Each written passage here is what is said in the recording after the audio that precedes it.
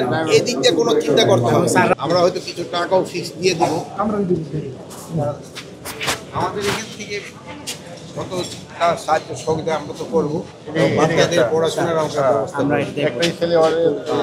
ওদের জন্য আপনাদের ই করতে পারেন। আমরা হয়তো কিছু টাকাও ফিক্স দিয়ে দিব, যেটা আপনারা এসে রেখে দিতে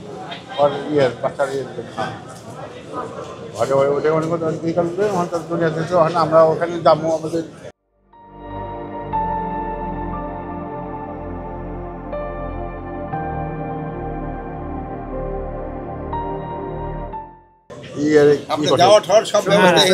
আমাদের ফায়ার সার্ভিস থেকে সবকিছুই সমন্বয় করা হবে। এটা আমাদের দায়িত্ব এখন এই ফ্যামিলিটাকে কিভাবে ব্যবস্থা করে এবং সুন্দরভাবে, এটা তো একটা শহীদ ফ্যামিলি, জেনারেল ফ্যামিলি না, দেশের জন্য প্রাণ বিসর্জন দিচ্ছে। তাদের জন্য সর্বোচ্চ সব ধরনের সহযোগিতা ফায়ার সার্ভিস থেকে থাকে, এটা আপনারা পাবেন। আপনাদের এই দিক দিয়ে কোনো চিন্তা করতে হবে না। স্যাররাও যথেষ্ট পরিমাণে সহযোগিতা করছে। আমাদের এখান থেকে যতটাই দরকার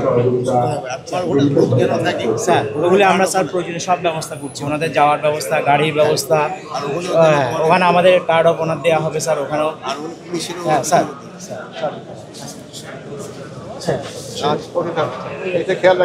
আমরা অবশ্যই আর ওই বাচ্চাদের একটা বৃত্তি, হ্যাঁ ওটা অলরেডি ওই ফ্যামিলির জন্য চালু করা হচ্ছে, ওনার ইয়েতেও চালু করা হচ্ছে।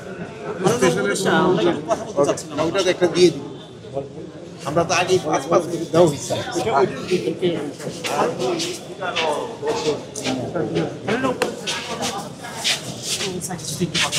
আমাদের দুটো বিষয় একটু জানা আছে যে এই যে কেমিক্যাল গুডনগুলোতে যে এই অগ্নিকাণ্ডের ঘটনাটা ঘটেছে, আমরা এই বিষয়টা একটু জানতে চাই আপনার মতামত। তারা এই কারখানাটাতে যারা কাজ করেন বা কারখানার যারা করে, তারা কি আসলে প্রশিক্ষণ প্রাপ্ত কিনা বা এই বিষয়গুলো তথ্য আপনার কাছে আছে কিনা একটু যদি জানাতেন।